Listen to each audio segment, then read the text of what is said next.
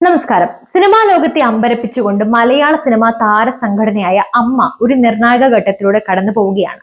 സാധാരണഗതിയിൽ വലിയ കോലാഹലങ്ങളൊന്നും ഇല്ലാതെ നടക്കുന്ന അമ്മയുടെ തിരഞ്ഞെടുപ്പ് ഇത്തവണ തീർത്തും വ്യത്യസ്തമാണ്. സംഘടനയുടെ ചരിത്രത്തിൽ തന്നെ ആദ്യമായി പ്രസിഡന്റ് സ്ഥാനത്തേക്ക് 6 പേർ മത്സരിക്കുന്നു. ഒപ്പം ജനറൽ സെക്രട്ടറി സ്ഥാനത്തേക്കും കടുത്ത പോരാട്ടമാണ് നടക്കുന്നത്. സിനിമയിലെ പ്രമുഖരായ പലരും അണിയറയിൽ തന്ത്രങ്ങൾ മെനയുന്നതായും പരസ്പരം ചെളി വാരി എറിയുന്നതായും സൂചനകളുണ്ട്. എന്താണ് അമ്മയിൽ ഇപ്പോൾ നടക്കുന്നത്?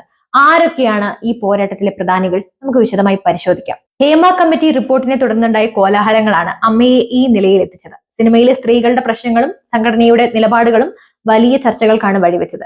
ഈ പ്രതിസന്ധികൾക്കിടയിലാണ് പുതിയ ഭാരവാഹികളെ തിരഞ്ഞെടുക്കാൻ അമ്മയൊരുങ്ങുന്നത്.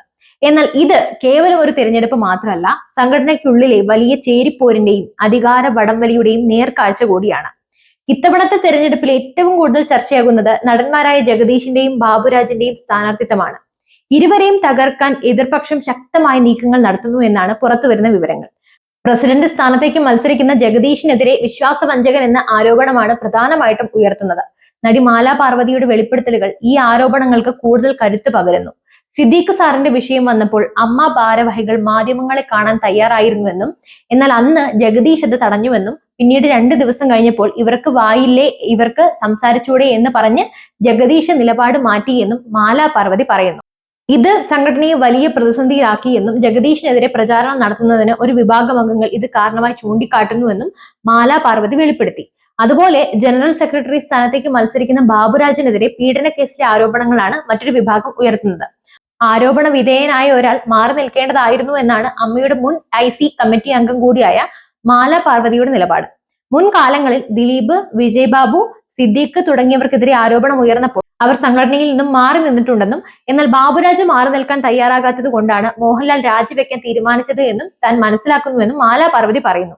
ആരോപണം നേരിടുന്നവർ മത്സരിക്കുന്നത് ഉചിതമല്ലെന്നും അത് നിയമത്തിന്റെ അടിസ്ഥാനത്തിലല്ല, മര്യാദയുടെ പേരിലാണ് വേണ്ടതെന്നും അവർ അടിവരയിട്ട് പറയുന്നു.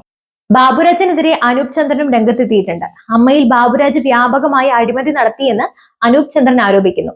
ബലാത്സംഗ കേസിൽ മുൻകൂർ ജാമ്യത്തിൽ നിൽക്കുന്ന ഒരാളാണോ അമ്മ പോലുള്ള ശ്രേഷ്ഠമായ സംഘടനയെ നയിക്കേണ്ടതെന്നും അദ്ദേഹം ചോദിക്കുന്നു. കൂടാതെ അൻസിബ അടക്കമുള്ള ചില നടിമാർ ബാബുരാജിന്റെ ആളുകളായി പ്രവർത്തിക്കുകയാണെന്നും കുക്കു പരമേശ്വരൻ, ശ്വേതാ മേനോൻ, അനന്യ, സരയു തുടങ്ങിയവരെ അപഹസിക്കുകയാണ് ഇവരുടെ ലക്ഷ്യമെന്നും അനൂപ് ചന്ദ്രൻ ആരോപിച്ചു. മല്ലിക സുകുമാരനും ബാബുരാജിനെതിരെ സമാനമായ നിലപാട് സ്വീകരിച്ചു.